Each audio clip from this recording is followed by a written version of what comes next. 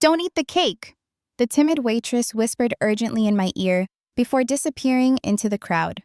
20 minutes later, I was unconscious on the restaurant floor with my face swollen beyond recognition, while my sister-in-law Olivia stood over me with frosting on her fingers and innocence painted across her face. If you're watching this, hit that subscribe button and let me know in the comments where you're watching from, because what I discovered next will make your blood boil. Let me take you back to how a simple birthday celebration became the most dangerous night of my life, and how it led me to uncover a scheme that could have cost me everything, including my life. My name is Nicole, and for 8 years, I thought I had married into the perfect American family. My husband Mike came from old Connecticut money, the kind where family portraits hang in country clubs and trust funds are discussed over Sunday brunch. His younger sister Olivia had always been the golden child, blonde, bubbly, and blessed with the kind of charm that made everyone instantly adore her. I, on the other hand, was the outsider. Born to immigrant parents who ran a small grocery store in Queens, I worked 2 jobs to put myself through NYU. When Mike and I met during our MBA program, I thought I'd finally found my place in this world. His family welcomed me with warm hugs and expensive wine, and for years, I believed their acceptance was genuine. But looking back now, I can see the subtle signs I missed. The way Olivia's smile never quite reached her eyes when she looked at me. How she'd make little comments about my exotic background or my interesting fashion choices. The way she'd always managed to one-up any achievement I shared. When I got promoted to senior marketing director, she'd casually mention her new volunteer position at the Metropolitan Museum. When Mike and I bought our first house, she'd show us pictures of the Hamptons estate she was considering purchasing. I brushed it all off as harmless sibling rivalry. After all, she was family now, and Mike adored his little sister. He'd always say, "Olivia's just passionate about everything she does. She means well." I wanted so desperately to belong that I convinced myself her behavior was normal. Just the quirky dynamics of an established American family that I needed to learn to navigate. The real signs started appearing after Mike's father passed away 2 years ago. Suddenly, family gatherings became less frequent, and when they did happen, Olivia would spend most of the time whispering with her mother about family business and estate planning. Mike would get defensive whenever I asked about it, saying his family had always been private about money matters. Fast forward to that fateful evening in March. It was Olivia's 30th birthday, and she'd insisted on celebrating at Chez Laurent, an upscale French restaurant in Manhattan. The invitation came with specific instructions. Formal attire required. This is a milestone celebration. I spent weeks planning the perfect outfit and researching the restaurant to make sure I'd fit in seamlessly. The moment I walked into that elegantly lit dining room, something felt off. The usual warmth in Mike's family's greetings seemed forced, almost theatrical. Olivia air-kissed me with excessive enthusiasm. Her mother complimented my dress with what sounded like genuine surprise, and Mike's uncle kept making jokes about keeping the family together, that everyone laughed at a bit too loudly. But the cake, God, that cake was gorgeous. A 3-tier masterpiece covered in delicate sugar flowers and elegant script that read, "Happy birthday, darling Olivia." It sat on a silver pedestal at the center of our private dining room, surrounded by flickering candles and fresh peonies. Everyone kept commenting on how beautiful it was, how Olivia had such exquisite taste, how this was exactly the kind of celebration she deserved. That's when the young waitress, she couldn't have been more than 19, with nervous hands and kind eyes, approached me as I was heading back from the restroom. She glanced around nervously before leaning close and whispering those 4 words that saved my life. "Don't eat the cake." Before I could ask her what she meant, she'd already hurried away, disappearing into the busy restaurant corridor. I stood there for a moment, confused and slightly unnerved. Was she talking about the birthday cake? Why would she warn me about that? Maybe she'd noticed something wrong with it.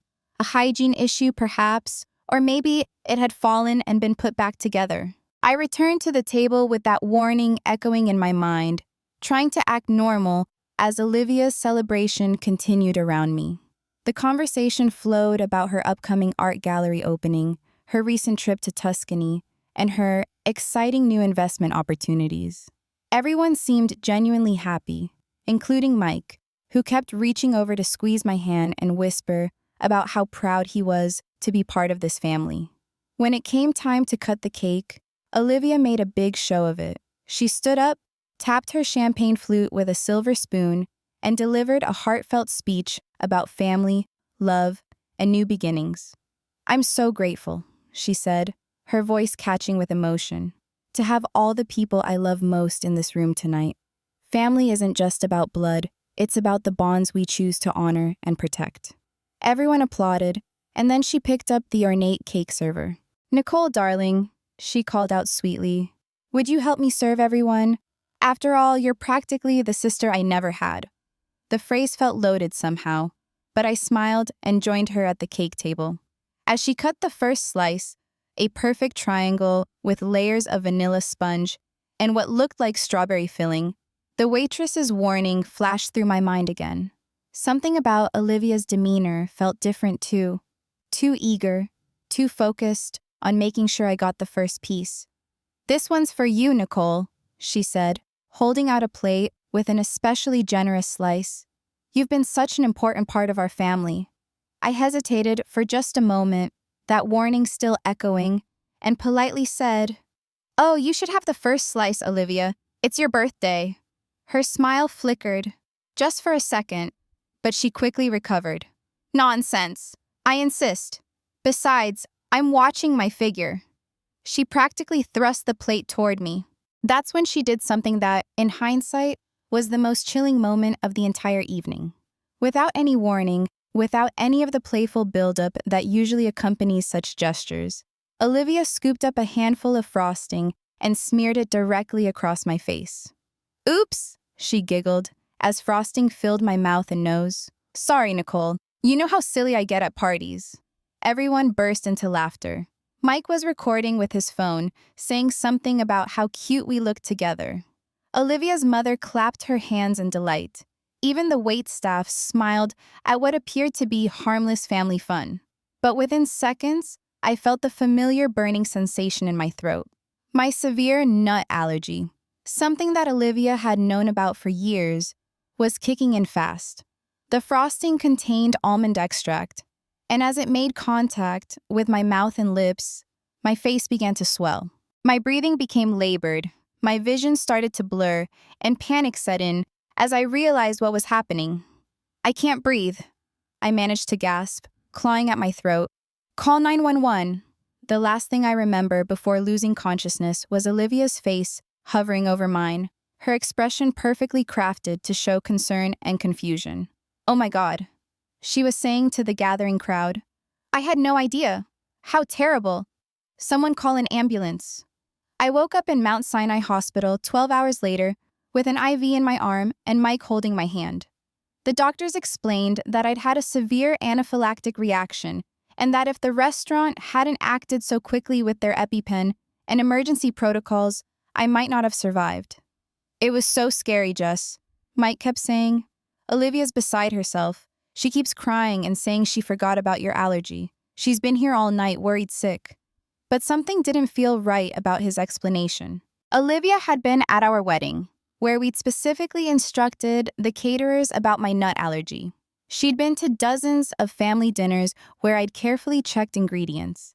She'd even made a point of asking restaurants about allergens when we'd gone out together in the past. Forgetting wasn't possible, which meant this had been intentional. As I lay in that hospital bed, staring at the ceiling tiles and listening to the steady beep of monitors, I made a decision that would change everything. I was going to find out exactly what Olivia had been planning and why she tried to hurt me. The investigation started small. When Mike went home to shower and change clothes, I asked my nurse if I could see the emergency room report. Hospital policies usually don't allow this, but Nurse Patricia had been working there for 20 years and had seen enough domestic situations to recognize when something wasn't quite right. "Honey," she said quietly, That girl who came in with you? She didn't act like someone who'd accidentally poisoned their sister-in-law. She was asking a lot of questions about your condition, about how long recovery takes, about whether this kind of reaction could cause permanent damage. Most people in her situation would be apologizing or crying. She was calculating. That word sent chills down my spine. Calculating. If you're enjoying this story, please hit that like button and subscribe for more content like this. Your support means everything to me. Over the next week, while I recovered at home, I started digging into Olivia's recent activities. It began with simple things, checking her social media posts, looking through family photos, trying to understand when her behavior toward me had really started to change. What I found was disturbing. For the past 6 months, Olivia had been systematically documenting what she called Nicole's instability. Screenshots of text messages where I'd expressed frustration about work, photos from family gatherings where I looked bent or stressed, always with captions about hoping Nicole finds peace or praying for her mental health. She'd even posted about my allergy, framing it as a constant source of family stress. Having to accommodate special dietary needs at every family gathering, she'd written. Sometimes I wonder if it's really as severe as claimed, or if some people just enjoy being the center of attention. But the real bombshell came when I accessed our family's shared cloud storage. Mike had given me the password years ago for sharing vacation photos, and I'd never thought to look at other folders. Now, driven by suspicion, I explored everything. In a folder labeled Estate Planning, I found documents that made my blood run cold. Olivia had been working with a lawyer to contest her father's will. According to these papers, Mike stood to inherit the family's primary assets, including a $2.3 million portfolio and the Connecticut estate, but only if he remained married and demonstrated family stability. The will included a specific clause. If Mike divorced or became widowed within 10 years of his father's death, his inheritance would default to Olivia as the more stable family member. There were psychological evaluation requirements, testimony from family members about character and judgment, and a provision that any spouse who created ongoing family disruption could disqualify the inheritor.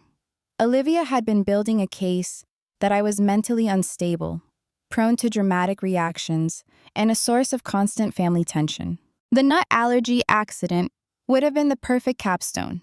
Either I'd die in what appeared to be a tragic mistake, leaving Mike a young widower who'd need his sister's support, or I'd survive but appear to be someone who overreacted to a simple party mishap, further damaging my credibility with the family. Armed with this information, I faced a choice. I could confront Olivia privately, hoping she'd back down and leave me alone. I could tell Mike everything and hope he'd believe me over his beloved sister. Or I could do something more decisive, something that would expose her scheme publicly and protect any other woman who might marry into this family. I chose the third option. First, I consulted with a lawyer about the inheritance documents I'd found. He confirmed that while Olivia's strategy was morally reprehensible, it wasn't technically illegal unless I could prove intentional harm. The poisoning, however, was attempted murder. If I could demonstrate that she'd known about the nuts in the frosting, that's where the restaurant's security cameras became crucial. Chez Laurent, like most upscale establishments, recorded everything for liability purposes. When I explained my situation to the manager, a kind woman named Marie, who remembered the incident, she was more than willing to review the footage with me. What we found was devastating.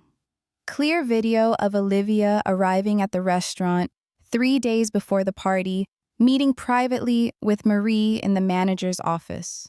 The footage showed Olivia providing detailed written instructions about a custom birthday cake for her special celebration. Marie pulled out the file from that meeting, and her face went pale when she understood what we were discussing. She told me she wanted to surprise her sister-in-law with her favorite flavors, Marie admitted. She said Nicole absolutely loved almond-flavored desserts but was too polite to request them specially at family gatherings. She specifically asked for almond extract in the frosting and crushed almonds in the filling. She even paid extra for premium almond paste imported from Italy. The exact opposite of the truth. Olivia had specifically requested the ingredients that could kill me, and she'd done it days in advance with detailed planning. She was very particular about it, Marie continued, checking her notes. She said it was crucial that Nicole get the first slice and that she wanted to make it a surprise by personally serving her. She even asked if we could put extra frosting on Nicole's piece. 2 weeks later, I was ready for the nuclear option. Olivia had called a family meeting to discuss Nicole's concerning behavior since the accident and to suggest that Mike might want to evaluate their relationship for everyone's sake. She'd invited Mike's mother, uncle, and 2 family friends to serve as neutral observers for what she framed as an intervention. The meeting was set for Sunday afternoon at the family's Connecticut estate. Olivia had prepared a presentation. I'm not kidding. An actual PowerPoint, documenting my erratic behavior patterns and attention-seeking incidents. She'd invited Dr. Patricia Whitman, a family therapist who specialized in high-conflict personalities, to facilitate the discussion. But I was prepared too. I arrived with my lawyer, Matthew Anderson, and copies of everything I'd discovered. More importantly, I'd arranged for Marie from the restaurant to attend as a witness, along with 3 character witnesses of my own, my former supervisor who could speak to my professional stability, my longtime physician who could confirm my allergy history, and most importantly, the young waitress who tried to warn me. Her name was Maria Santos, and she'd been working as Chez Laurent for 6 months. She'd overheard Olivia's conversation with Marie and had been horrified when she realized what was being planned. I tried to find a way to warn you, she explained tearfully. I knew something terrible was going to happen, but I was scared I'd lose my job if I said anything directly. The look on Olivia's face when I walked into that living room with my entourage was something I'll never forget. All the color drained from her cheeks, and for the first time since I'd known her, she was completely speechless. Hello, everyone, I said calmly, taking a seat at the mahogany table where family decisions had been made for generations. I understand Olivia has some concerns about my mental health. I thought it might be helpful to address those concerns with some factual information. What followed was the most intense 2 hours of my life. Matthew methodically presented each piece of evidence while I watched the faces around that table shift from confusion to shock to horror. The inheritance documents hit first. Mike's face went white when he realized his sister had been planning to manipulate his father's will from the moment the old man died. His mother gasped audibly when she saw Olivia's calculations about the 10-year clause. Olivia, honey, her mother whispered, please tell me this isn't what it looks like. But Olivia remained silent, her perfect composure finally cracking as the evidence mounted. Then came the restaurant evidence. Marie's testimony about Olivia's detailed advanced planning, the written specifications for almond-heavy ingredients, the insistence that Nicole get the first and most heavily frosted slice. It painted a picture of deliberate, calculated, attempted murder. Mike started crying, actually crying, right there at the family table. How could you do this to Nicole? He kept asking. How could you do this to me? She could have died, Olivia. She could have died. The psychological evaluation folder was particularly damning. Olivia had been documenting my behavior for months. But when Matthew presented it alongside my actual medical records, work performance reviews, and character references, the manipulation became obvious. Every concerning incident she'd noted had a reasonable explanation that she'd deliberately omitted. Dr. Whitman, who'd come to facilitate what she thought would be a routine family intervention, was visibly shaken. I've never seen anything like this, she admitted. This level of systematic deception and manipulation, it suggests a serious personality disorder that requires immediate professional intervention. The room was dead silent for several minutes after Matthew finished his presentation. Everyone was staring at Olivia, who sat frozen in her chair like a deer caught in headlights. Finally, Mike's uncle, A retired federal judge who'd always been the family's moral compass spoke up. Olivia, you need to understand the gravity of what you've done here. This isn't just about money or family drama. You attempted to murder your brother's wife. That's not... Olivia started to protest, but he held up his hand. The evidence is overwhelming. You deliberately ordered ingredients that you knew would cause a potentially fatal allergic reaction. You created an elaborate scheme to steal your brother's inheritance. You've been systematically trying to destroy an innocent woman's reputation for months. This is criminal behavior. That's when Olivia finally broke. The mask of sweet, innocent family darling fell away completely. And what emerged was something cold and calculating and utterly without remorse. You want to know the truth? She said, her voice sharp and bitter. Fine. Nicole never belonged in this family. She's not one of us. She doesn't understand our traditions, our values, our way of life. Everything we built over generations is being diluted by her presence. The racism in her words hung heavy in the room. This wasn't just about money. It was about Olivia's belief that I, as the daughter of immigrants, wasn't worthy of the family's acceptance.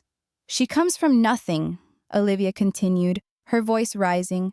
Her parents run a corner store. She went to public school. She doesn't understand what it means to be part of a family like ours, and Mike was too blinded by infatuation to see that she'd never truly fit in. Stop talking, Mike said quietly. Just stop. But Olivia couldn't stop. Years of hidden resentment came pouring out. I did what I had to do to protect our family's legacy. If that makes me the villain in your eyes, fine, but I won't apologize for putting family first. I had remained quiet throughout most of this revelation, letting the evidence speak for itself. But hearing Olivia's justification, her belief that my background made me unworthy of basic human dignity, finally pushed me to respond. I stood up slowly, looking directly at this woman who had tried to kill me, and said the words that I'd been holding back for 8 years. Olivia, you're right about one thing. I don't come from your world. My parents did run a small grocery store, and they worked 16-hour days to give me opportunities they never had. I did go to public school, and I earned every scholarship, every grade, every achievement through my own effort. But you're wrong about what that means. I paused, letting my words settle in the room. It means I understand the value of hard work, integrity, and treating people with respect regardless of their background. It means I know the difference between earning something and feeling entitled to it. And it means I recognize manipulation and cruelty when I see it, because I've had to fight against it my entire life. The room was completely silent now. Even Olivia had stopped talking. You tried to kill me because you couldn't stand the thought of your brother loving someone who didn't fit your narrow definition of acceptability. You were willing to commit murder to maintain your sense of superiority. That doesn't make you a protector of family values, Olivia. That makes you a dangerous sociopath. I turned to address the rest of the family. I'm not asking anyone to choose sides here. The evidence speaks for itself, but I want you all to understand that this isn't about money or inheritance or family traditions. This is about basic human decency. And any family that can't extend that decency to all its members isn't a family worth protecting. What happened next took months to unfold properly. Mike's uncle, drawing on his decades of legal experience, immediately helped us connect with experienced criminal prosecutors who specialized in domestic violence cases. He also referred us to the best criminal defense attorney in the state to ensure we understood our rights and had proper legal protection. The wheels of justice moved carefully but decisively. Over the following 6 months, investigators built a comprehensive case against Olivia. The restaurant's cooperation was crucial. Not only did they provide the security footage and documentation, but Marie and several staff members testified about Olivia's deliberate deception regarding my allergies. Maria Santos, despite her fears about employment repercussions, bravely testified about overhearing Olivia's advanced planning and her desperate attempt to warn me. The district attorney's office treated the case seriously, recognizing that this wasn't just a family dispute, but a calculated attempt at murder for financial gain. The evidence of premeditation was overwhelming. The advanced planning, the detailed instructions to the restaurant, the inheritance manipulation scheme, and the months of systematic character assassination. Olivia's high-priced legal team initially tried to negotiate a plea deal, arguing that this was an emotional breakdown rather than calculated murder. But the prosecution had built an airtight case, and eventually Olivia had no choice but to plead guilty to assault with intent to cause grievous bodily harm, conspiracy to commit fraud, and attempted murder. The sentencing hearing was particularly powerful. I was able to give a victim impact statement describing not just the physical trauma of nearly dying, but the emotional devastation of learning that someone I'd trusted for 8 years had been planning my destruction. Mike also spoke about the betrayal he felt, and how Olivia's actions had shattered his ability to trust his own family. Olivia ultimately received a sentence of 12 years in prison with the possibility of parole after 8 years, plus full restitution of our legal costs and medical expenses. She was also required to have no contact with either Mike or me for the duration of her sentence and for 5 years following her release. The family dynamics, unsurprisingly, never recovered from this revelation. Mike's mother struggled deeply with learning that her daughter was capable of such cruelty, and she eventually moved to Florida to live with her sister, unable to face the daily reminders of what had happened. She sends occasional cards on holidays, always including heartfelt apologies and expressions of support for our marriage. Mike's uncle became our strongest supporter throughout the legal proceedings, helping us navigate the complex criminal justice process and offering genuine apologies for the family's failure to see Olivia's true nature earlier. "I've seen a lot of criminal behavior in my career," he told us, "but I've never encountered such calculated manipulation within a family. You both showed incredible strength in how you handled this." Mike himself went through extensive therapy to process the betrayal. Learning that his beloved sister had been willing to kill his wife for money shattered his worldview entirely. But ultimately, working through this trauma brought us closer together. The experience forced him to examine his own assumptions about family, loyalty, and what really matters in life. We used part of Mike's inheritance, which he did ultimately receive after the will's legitimacy was confirmed, to establish a scholarship fund for first-generation college students from immigrant families. It felt like the right way to honor the values that Olivia had tried to destroy. That worth isn't determined by background, that everyone deserves opportunity, and that true family is built on love and respect, not blood and money. This experience taught me something profound about the nature of family and belonging in America. We like to tell ourselves that we live in a meritocracy, where hard work and character matter more than background. But the truth is that many families, particularly those with old money and established social positions, still operate with deeply entrenched ideas about who deserves to belong. Olivia's actions were extreme, but her underlying attitudes weren't unusual. The subtle exclusion, the condescending comments about my exotic background, the assumption that I needed to prove my worthiness over and over again. These are experiences that many women from immigrant families face when they marry into established American families. The difference is that most people don't try to commit murder when their prejudices are challenged. Most people eventually learn to expand their definition of family, or at least to keep their biases to themselves. Olivia's willingness to kill rather than accept change revealed a level of hatred that went far beyond normal family tension. But here's what I learned. You can't earn acceptance from people who fundamentally believe you don't deserve it. No amount of success, assimilation, or accommodation will satisfy someone who sees your very existence as a threat to their worldview. The only path forward is to surround yourself with people who value you for who you are, not despite who you are. Today, 3 years after that terrible birthday party, Mike and I have built a life that reflects our own values rather than inherited expectations. We sold the Connecticut estate and bought a smaller house in a diverse neighborhood in Brooklyn, closer to my parents and the community where I grew up. We host gatherings that include family, friends, colleagues, and neighbors.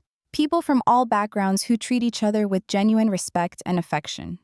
Mike has reconnected with his extended family members who were horrified by Olivia's actions and wanted to make amends. His cousin Emma, who moved back from California after hearing what happened, has become one of my closest friends. His great-aunt Ruth, now 89 years old, makes a point of asking about my parents and sharing stories about her own immigrant grandparents. We've learned that real family isn't about protecting traditions or maintaining social positions. It's about creating space for everyone to belong, supporting each other through difficulties, and celebrating differences rather than trying to eliminate them. Olivia will be eligible for parole in 5 more years. Her lawyers have reached out several times about reconciliation and healing family wounds. We've made it clear that we have no interest in contact with her, now or ever. Some betrayals are unforgivable, and attempted murder definitely falls into that category. But I don't spend time thinking about Olivia anymore. She made her choices, and she's living with the consequences. My focus is on the life Mike and I have built together, the family we've chosen, and the future we're creating. The young waitress, Maria, has become part of our extended family. She's working her way through college now, studying criminal justice with dreams of becoming a detective. She says that night at the restaurant taught her the importance of speaking up when you see something wrong, even when it's scary or uncomfortable. You never know, she told me recently, when your voice might be the thing that saves someone's life. Thanks for watching this story to the end. It's been therapeutic to share it, and I hope it helps someone else recognize the warning signs of family manipulation before it's too late. But I'm curious about something. If you were in my position, if you discovered that a family member had tried to kill you for money, what would you have done? Would you have handled it privately or taken it public like I did? Would you have been able to forgive, or would you have cut ties completely? Let me know in the comments what you think, and check out how many people agree with your perspective. And don't forget to subscribe to my channel to see more stories like this one, because unfortunately, this wasn't the only drama this family had in store for me. The truth is, some people will never accept you, no matter how hard you try to earn their approval. But that says everything about them and nothing about you. Your worth isn't determined by other people's prejudices, and you don't owe anyone access to your life if they can't treat you with basic respect. Sometimes the best revenge isn't getting even. It's living well despite their attempts to destroy you. And sometimes the most radical act is simply refusing to disappear.